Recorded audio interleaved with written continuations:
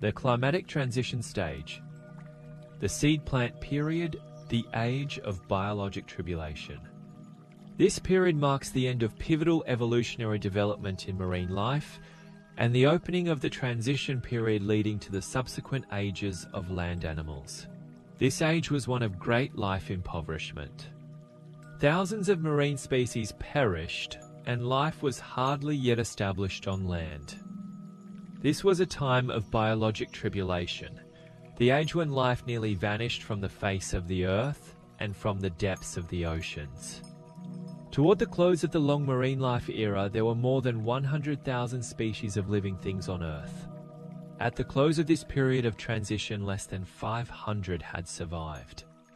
The peculiarities of this new period were not due so much to the cooling of the Earth's crust or to the long absence of volcanic action as to an unusual combination of commonplace and pre-existing influences, restrictions of the seas, and increasing elevation of enormous land masses.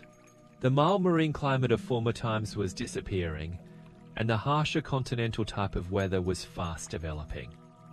170 million years ago, great evolutionary changes and adjustments were taking place over the entire face of the Earth. Land was rising all over the world as the ocean beds were sinking. Isolated mountain ridges appeared. The eastern part of North America was high above the sea. The west was slowly rising. The continents were covered by great and small salt lakes, and numerous inland seas which were connected with the oceans by narrow straits. The strata of this transition period vary in thickness from 1,000 to 7,000 feet.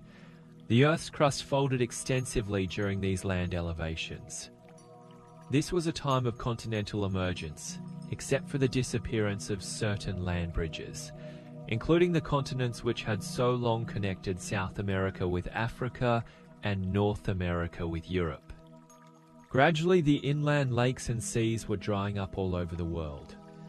Isolated mountain and regional glaciers began to appear, especially over the southern hemisphere, and in many regions the glacial deposit of these local ice formations may be found even among some of the upper and later coal deposits. Two new climatic factors appeared: glaciation and aridity. Many of the Earth's higher regions had become arid and barren. Throughout these times of climatic change, great variations also occurred in the land plants. The seed plants first appeared, and they afforded a better food supply for the subsequently increased land animal life. The insects underwent a radical change. The resting stages evolved to meet the demands of suspended animation during winter and drought. Among the land animals, the frogs reached their climax in the preceding age and rapidly declined, but they survived because they could long live even in the drying up pools and ponds of these far distant and extremely trying times.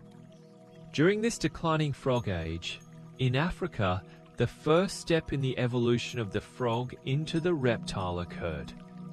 And since the land masses were still connected, this pre-reptilian creature, an air breather, spread over all the world. By this time, the atmosphere had been so changed that it served admirably to support animal respiration. It was soon after the arrival of these pre-reptilian frogs that North America was temporarily isolated, cut off from Europe, Asia, and South America. The gradual cooling of the ocean waters contributed much to the destruction of oceanic life. The marine animals of those ages took temporary refuge in three favorable retreats: the present Gulf of Mexico region, the Ganges Bay of India, and the Sicilian Bay of the Mediterranean basin. And it was from these three regions that the new marine species, born to adversity, later went forth to replenish the seas. 160 million years ago, the land was largely covered with vegetation adapted to support land animal life, and the atmosphere had become ideal for animal respiration. Thus ends the period of marine life curtailment and those testing times of biologic adversity which eliminated all forms of life except such as had survival value, and which were therefore entitled to function as the ancestors of the more rapidly developing and highly differentiated life, of the ensuing ages of planetary evolution. The ending of this period of biologic tribulation, known to your students as the Permian, also marks the end of the long Paleozoic era, which covers 1/4 of the planetary history, 250 million years. The vast oceanic nursery of life on Urantia has served its purpose. During the long ages when the land was unsuited to support life, before the atmosphere contained sufficient oxygen to sustain the higher land animals, the sea mothered and nurtured the early life of the realm. Now the biologic importance of the sea progressively diminishes as the second stage of evolution begins to unfold on the land. Presented by a life carrier of Nebadon, one of the original core assigned to Urantia.